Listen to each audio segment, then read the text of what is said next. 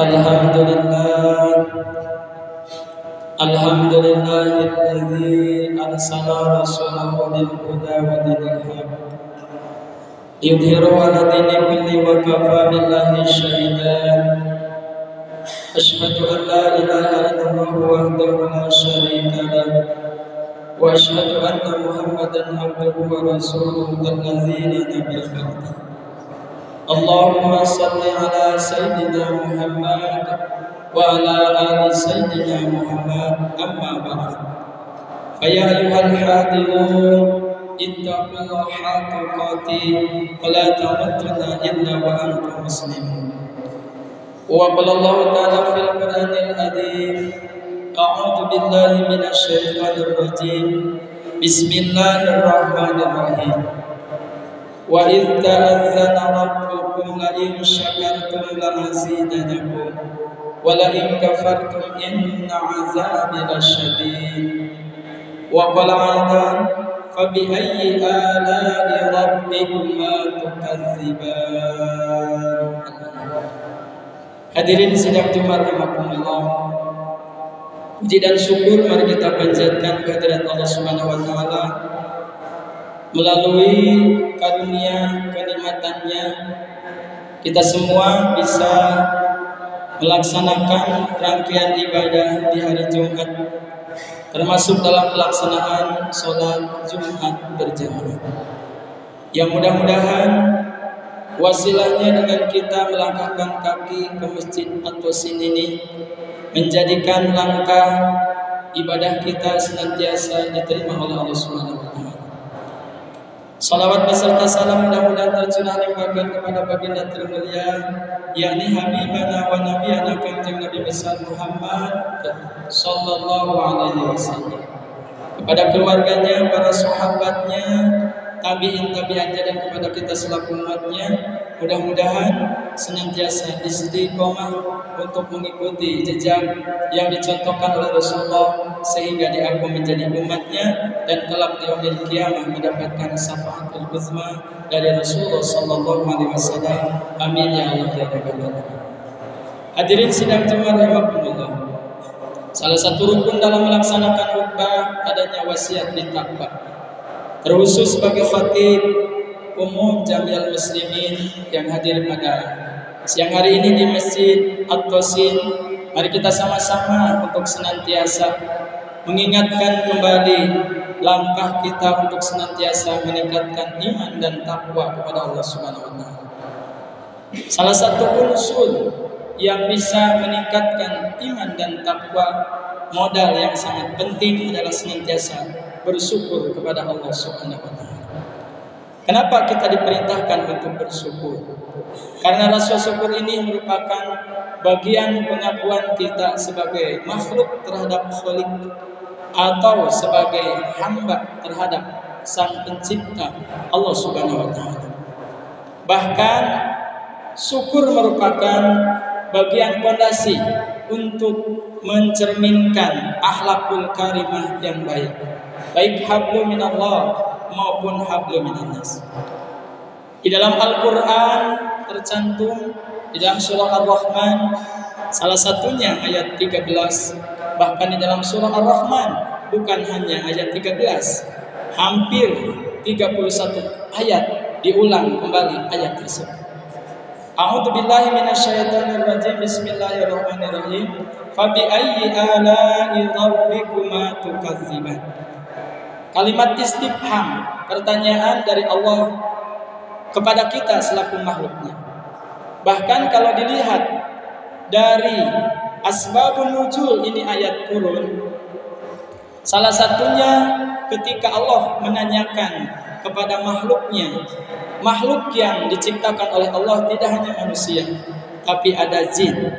Ketika Rasulullah SAW sedang membaca surah Ar-Rahman, maka hanya jin yang menjawab ketika membacakan kalimat ataupun ayat fabi ayyi ala'i rabbikuma tukadziban. Nikmat manakah yang engkau dustakan? Ini pertanyaan dijawab oleh jin. Kata jin, tidak ada nikmat yang aku dustakan. Semuanya aku syukuri untuk menghambakan diri kepada Allah Subhanahu wa taala. Ketika Rasul melaksanakan liqa, ternyata jin menjawab pertanyaan dari ayat tersebut. Kenapa manusia tidak bisa menjawab? Tidak menutup kemungkinan karena mensyukuri nikmat Allah itu sangat sulit. Kalimatnya mudah diucapkan, tapi implementasi dalam kehidupan sehari-hari merupakan butuh perjuangan untuk senantiasa istiqomah mensyukuri nikmat Allah. Padahal Rasul mencontohkan bahwa segala yang diterima oleh kita sebagai manusia merupakan kenikmatan yang wajib disyukuri. Baik yang sifatnya menurut kita baik ataupun segala hal yang bisa ataupun menurut kita dalam kategori kita tidak baik, tetap kata Rasul kita harus senantiasa bersyukur. Karena ketika Allah menguji kita, walaupun pandangan kita tidak baik, diberikan musibah, ternyata di samping musibah itu ada kenikmatan yang Allah siapkan bagi orang-orang yang senantiasa bersyukur. Sehingga untuk mempermudah latihan kita bersyukur kepada Allah Subhanahu wa taala, para alim ulama ahli tafsir membagi langkah dengan 3 cara bersyukur kepada Allah Subhanahu wa taala. Yang pertama, asyukru biqalbi, syukur dengan hati. Bagaimana dengan hati ini? Meyakini, memahami segala anugerah yang diberikan oleh Allah kepada kita itu yang berasal dari Allah Subhanahu wa taala. Adapun wasilah, adapun jalan itu merupakan ikhtiar bagi kita untuk mencapai kenikmatan yang dianugerahkan oleh Allah Subhanahu wa taala. Sehingga kalau sering ataupun kita sudah bersyukur dengan hati, maka hati kita akan tenang.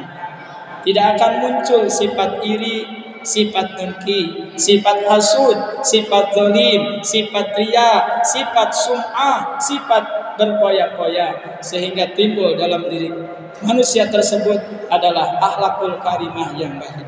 Bagaimana menghormati guru, bagaimana ikhlas, bagaimana ridho, bagaimana bersabar ketika mampu bersyukur dengan hati.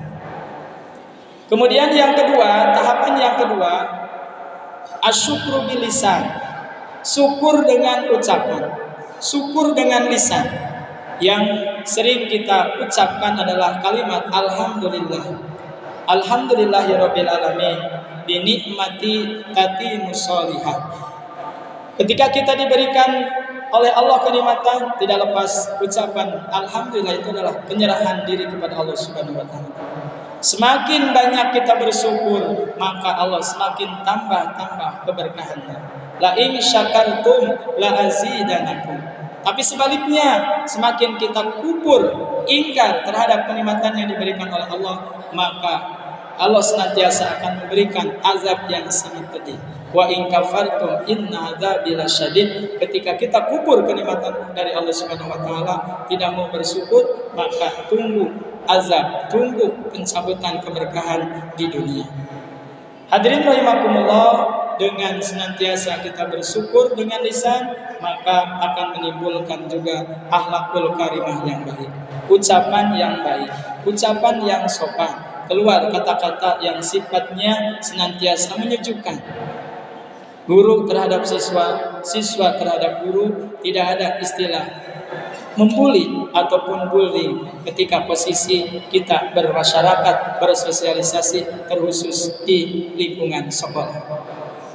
Kemudian yang ketiga, tahapan bersyukur yang ketiga, asyukru bil amali sholihah, bersyukur dengan amal perbuatan baik, bersyukur dengan implementasi bagaimana kita menjalankan perintah Allah, menjauhi apa yang dilarang oleh Allah Subhanahu wa taala. Kita laksanakan sholat, kita baca Al-Quran, kita duduk di masjid untuk melaksanakan sholat Jumat, itu juga tanda syukur kepada Allah Subhanahu wa taala.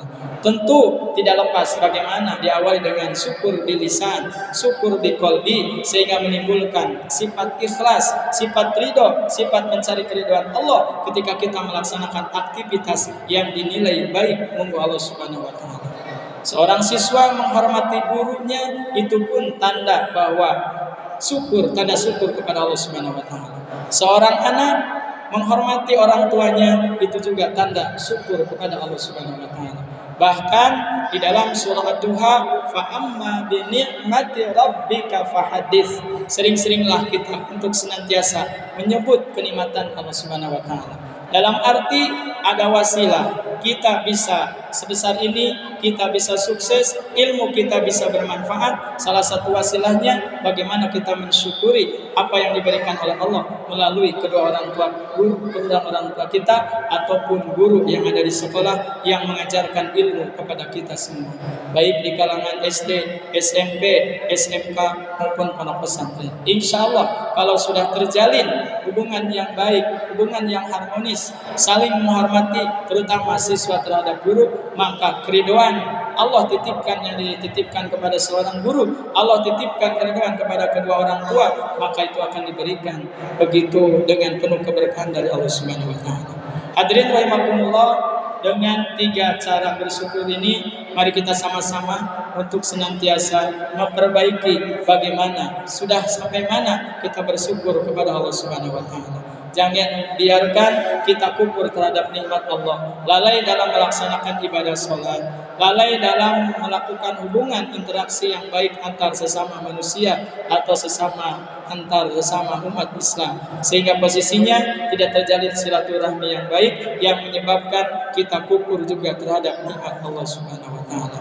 Mudah-mudahan juga dengan kita senantiasa bersyukur kepada Allah, Allah senantiasa menurunkan keberkahan, kenikmatan yang Allah berikan, anugerah rizki, baik kesehatan, ilmu ataupun kesempatan-kesempatan yang positif itu ada dalam keberkahan dan lindungan Allah Subhanahu wa taala.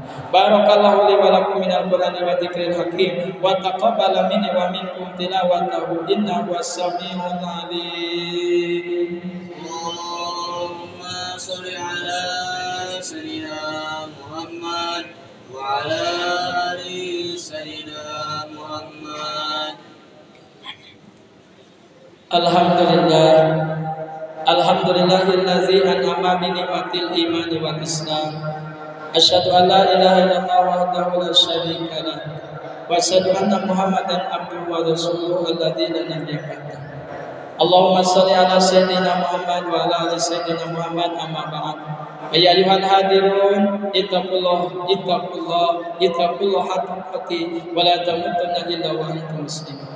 Inna Allaha wa malaikatahu yusalluna 'alan nabi ya ayyuhallazina amanu shallu 'alaihi wa sallimu taslima. Amin ya rabbal alamin. Allahumma ighfir lil muslimina wal muslimat wal mu'minina wal mu'minat al ahya'i minhum wal amwat innahu sami'un qaribun mujibud da'wat wa ya qadiyal hajat. Rabbana atina fid dunya hasanah wa fil akhirati hasanah wa qina adzabannar. Ibadallah, innallaha ya'muru bil 'adli wal ihsan